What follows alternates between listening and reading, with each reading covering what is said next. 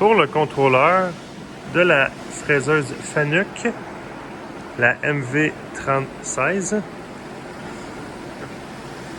On a ici le clavier, on a les lettres ici, on a les chiffres. On a différentes options de pages que je vais vous expliquer dans une prochaine vidéo. Ici, on a les boutons pour justement l'édition, cancel, insérer, altérer, delete. On a le bouton input. Ensuite, on a page en haut, page en bas pour changer les différentes pages. On a les flèches pour changer les différents sur différentes lignes ou différents caractères. Et on a le bouton reset qui est ici. Pour ce qui est du panneau, ici, on a l'arrêt d'urgence. Si jamais il arrive quoi que ce soit, on appuie dessus. Ça, c'est le bouton pour allumer la machine. Ça, c'est un bouton si jamais il y a une alarme qui se produit. Des fois, on est obligé d'appuyer sur le bouton bleu pour certaines alarmes. Ensuite, on a le curseur principal. On a différentes options ici. On est sur l'option Edit. Dans l'option Edit, c'est qu'on peut modifier un programme qui est emmagasiné dans la mémoire de la machine. Si je vais en mode mémoire, c'est pour exécuter mon programme qui est emmagasiné dans la mémoire de ma machine.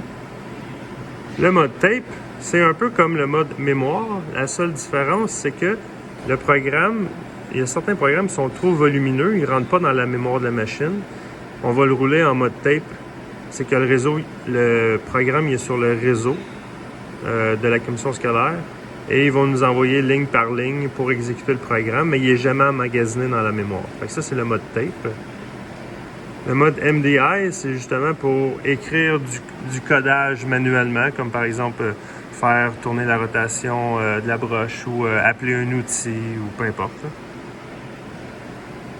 Référence return, ça c'est pour effectuer le zéro retour des différents axes. Le jog, on ne l'utilisera pas, c'est qu'on peut faire bouger la machine avec les boutons, en mode rapide ou avec un feed. Nous, ce qu'on va plus utiliser, c'est le mode handle. Handle, c'est que là, on vient activer finalement ce boîtier-là. Et on a les différents axes X, Y, Z. On n'a pas le 4e ni le 5e axe.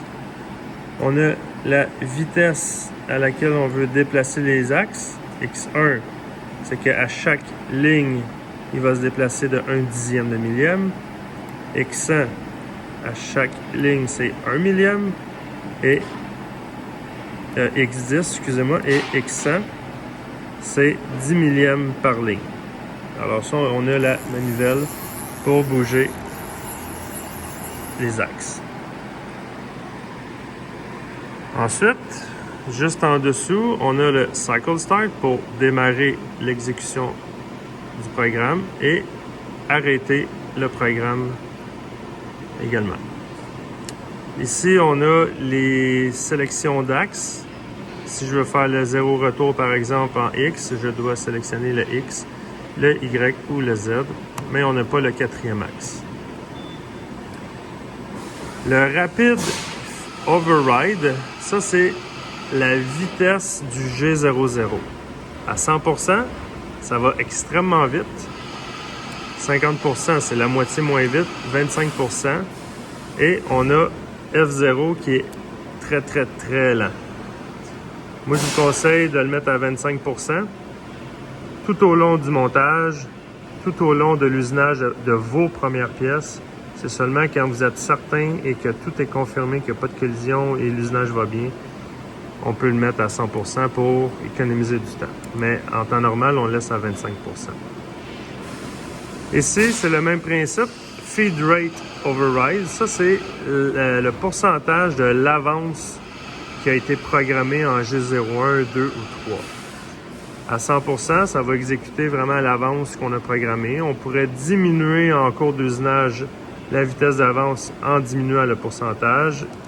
Et la même chose, en augmentant le pourcentage, vient accélérer l'avance de mon outil en cours d'usinage. Juste en bas ici, comme je vous ai expliqué, ça c'est vraiment pour le mode rapide qui est ici, le mode jog.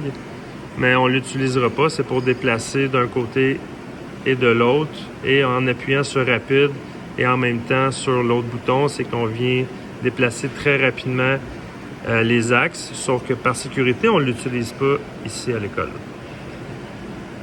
Le Spindle Override, c'est le même principe que le Feed et le G0.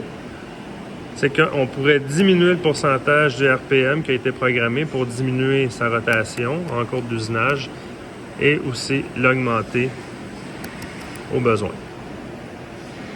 Ça ici, c'est deux boutons qu'on n'utilise pas vraiment. C'est pour arrêter et repartir la rotation en mode mémoire quand on exécute un programme, mais ça, on ne l'utilise pas vraiment. On a le NC Power pour l'alimentation, pour ouvrir le contrôleur et Off pour fermer le contrôleur. Ici, on a le Door Open Request. Ça veut dire que si la porte est fermée, elle est barrée. Pour l'ouvrir, j'appuie une fois sur le bouton et je suis capable de l'ouvrir. Ici, on va utiliser certains boutons, dont Single Block. Si je suis en position en haut, c'est que le Single Block est activé. Je dois appuyer à chaque ligne pour l'exécuter. Tandis que si je le mets à Off, je pèse une fois et le programme va s'exécuter ligne par ligne toute seule. Optional Stop. En position en bas, il est à Off. En position en haut, il est à On. Ça veut dire qu'à chaque fois que dans votre programme, il va lire un M01, ce qui est à la fin de chaque étape, il va s'arrêter pour qu'on puisse faire des vérifications dans la machine. Optional Block Skip, on ne l'utilise pas. Dry Run non plus. Programme Restart non plus. Le Flood Coolant, ça c'est justement celui de la tête qui est juste à côté. En temps normal, on le met au milieu qui est en mode automatique. Ça veut dire que dans le programme, quand il va lire le M8, il va s'activer et quand il va lire le M9, il va se désactiver. On pourrait l'activer manuellement ou tout simplement le mettre complètement à off, mais on va le laisser au centre. Le Base Coolant, c'est le coolant qui est à la base de la machine. On a des tuyaux à l'arrière qui viennent comme enlever tous les copeaux pour les emmener dans la panne à coolant. Ça, on le met aussi à auto, mais on pourrait aussi le mettre à off, là, il n'y a pas de problème. Mais ce bouton-là, on va s'en servir souvent en mode manuel pour prendre le boyau ici pour être capable de nettoyer la machine à l'intérieur. Fait que c'est vraiment l'option Base Coolant qu'on va mettre à manuel pour utiliser le boyau. Bon, les deux clés, on s'en occupe pas, on s'en sert pas. Et le dernier bouton, c'est le Work Light, c'est la lumière qu'on peut ouvrir ou fermer. Alors voilà pour le contrôleur Fanuc.